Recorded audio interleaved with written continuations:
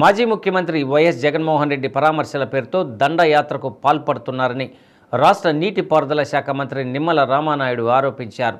నగరంలోని తెలుగుదేశం పార్టీ కార్యాలయంలో జరిగిన మీడియా సమావేశంలో మంత్రి మాట్లాడుతూ రాజకీయ ప్రేరేపిత పరామర్శలు చేస్తున్నారన్నారు. జగన్ పర్యటన సందర్భంగా సింగయ్య అనే కార్యకర్త జగన్ కారు కింద పడితే వెంటనే రక్షించవలసింది పోయి టైర్ కింద పడిన వ్యక్తిని పక్కకు తోసేసి వెళ్లారని, అంటే ప్రజలపై వారికి ఎంత ప్రేమ అభిమానం ఉందో స్పష్టంగా అర్థమవుతుందన్నారు. సత్తెనపల్లి నియోజకవర్గ పర్యటనలో పోలీసు యంత్రాంగం కొద్ది మందికి మాత్రమే అనుమతి ఇవ్వగా కావాలని రాజకీయ దురుద్దేశంతో వేలాది మందిని సమీకరించి పరామర్శకు బయలుదేరారని అన్నారు. సహజంగా ఎవరైనా కార్యకర్త చనిపోతే చనిపోయిన తర్వాత వెంటనే వారి ఇంటికి వెళ్లి కుటుంబ సభ్యులని పరామర్శించే ఆనవాయితీ ఏ రాజకీయ పార్టీకైనా ఉంటుందని, కానీ సంవత్సరం తర్వాత ఇప్పుడు రెంటపాలలో ఆత్మహత్య చేసుకున్న కార్యకర్త ఇంటికి వెళ్లేందుకు ఇంత అలజడి సృష్టిస్తున్నారని పేర్కొన్నారు. రాష్ట్రంలో గత 5 ఏళ్లలో రాక్షస పాలన చేసిన జగన్మోహన్ రెడ్డి మళ్లీ రాష్ట్రాన్ని అతలాకుతలం చేసేందుకు ఈ పర్యటనలు చేపడుతున్నారని, ప్రజలు కూడా జగన్మోహన్ రెడ్డి పర్యటన అంటేనే తమ ప్రాణాలకు రక్షణ కల్పించాలని ప్రభుత్వాన్ని కోరుతున్నారని అన్నారు. మాజీ ముఖ్యమంత్రి వైఎస్ జగన్మోహన్ రెడ్డిపై కూడా చట్టపరంగా విచారించే అవకాశం ఉందని తెలిపారు. సమావేశంలో శాసనసభ్యులు దామచర్ల జనార్దన్ రావు, బిఎన్ విజయకుమార్, కందుల నారాయణరెడ్డి, దర్శి నియోజకవర్గ టీడీపీ ఇన్ఛార్జి గొట్టిపాటి లక్ష్మి పాల్గొన్నారు. అనంతరం నగరంలోని పోతురాజు కాలువను ఎమ్మెల్యే దామచర్ల జనార్దన్ రావుతో కలిసి మంత్రి రామానాయుడు పరిశీలించారు. ఇప్పటివరకు రాజకీయాల్లో చాలా కాలం నుంచి మనందరం కూడా ఉంటూ ఉన్నాం. చిన్నప్పటి నుంచి కూడా రాజకీయ నాయకుల్ని మనం కూడా నిశితంగా గమనిస్తూ ఉన్నటువంటి పరిస్థితి. నాకు తెలుసుండి ప్రపంచ చరిత్రలో ఒక బెట్టింగులకి నిర్వహిస్తూ ఆ బెట్టింగుల ద్వారా నిర్వహించినటువంటి నష్టానికి ఆ వ్యక్తి ఆత్మహత్య చేసుకుంటే అటువంటి బెట్టింగులకి పాల్పడేటువంటి వ్యక్తికి విగ్రహాలు కట్టడం కూడా మరి ఈ రాష్ట్ర చరిత్రలో కానీ లేదంటే ఈ యొక్క దేశ చరిత్రలో కానీ ఇదే ప్రప్రథమైనటువంటి పరిస్థితి ఏమో అనిపిస్తున్నటువంటి పరిస్థితి. అటువంటి బెట్టింగ్లకు పాల్పడి ఆ బెట్టింగ్లు పాల్పడి అతను ఆత్మహత్య చేసుకోవడానికి కూడా కారణం చెప్పాలంటే జగన్మోహన్ రెడ్డే.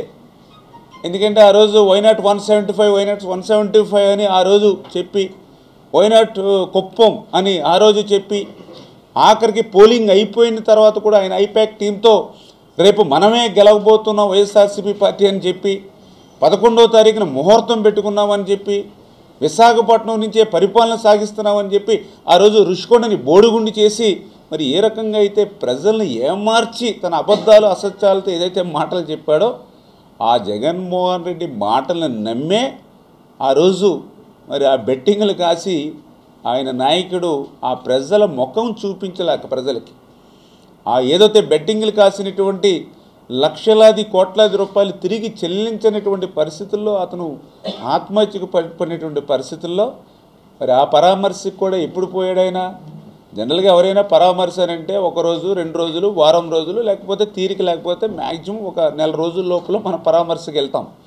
కానీ ఈయన సంవత్సరకం అయిపోయిన తర్వాత అంటే సంవత్సరం దాటిన తర్వాత ఈయన పరామర్శ పేరు చెప్పి తన దండయాత్రను మరొక బల ప్రదర్శనగా చేసినటువంటి పరిస్థితి. ఆ పరామర్శ కూడా ఎట్లా జరిగిందో మీరందరూ కూడా చూశారు.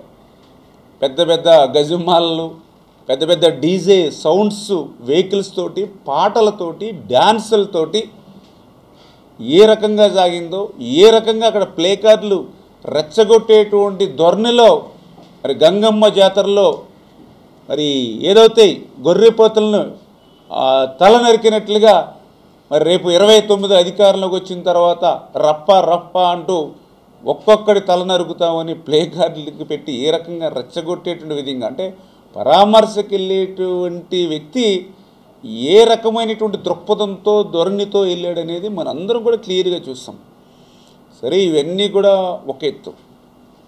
ఆ రోజు జరిగినటువంటి ఒక దురదృష్టకరమైనటువంటి ఏదైతే ఆయన సొంత పార్టీకి సంబంధించినటువంటి కార్యకర్త మరి ఆ రోజు మరి ఆయన స్వగ్రామం నుంచి మరి తోటి మళ్ళీ ఆ కార్యకర్తలతో కలిపి ఆ రోజు జగన్మోహన్ రెడ్డి పర్యటనకు వచ్చినటువంటి వ్యక్తి మరి ఆ రోజు ఆయన కారు క్రింద, ఎందుకంటే మనందరం కూడా చూసాం చాలా క్లియర్గా, ఏదైతే జగన్మోహన్ రెడ్డి ఆయన వెహికల్ ఏదైతే ఉందో ఆ కారు టైర్ల కింద మరి ఆ వ్యక్తి పడిపోయినప్పుడు ఆ కారు టైర్లతో అతన్ని మరి తోసుకుని ముందుకు పోతున్నప్పుడు సాక్షాత్ అక్కడ ఉన్నటువంటి వైఎస్ఆర్సీపీ నాయకులు కార్యకర్తలు వాళ్ళే వెహికల్ ఆపండి అని చెప్పి వాళ్ళే వచ్చి అద్దాలను అడ్డపడి ఆ డ్రైవర్కి అడ్డపడి మరి ఆ రోజు కారుని ఆపి ఆ కారు కింద పడినటువంటి ఆ యొక్క వైఎస్ఆర్సీపీ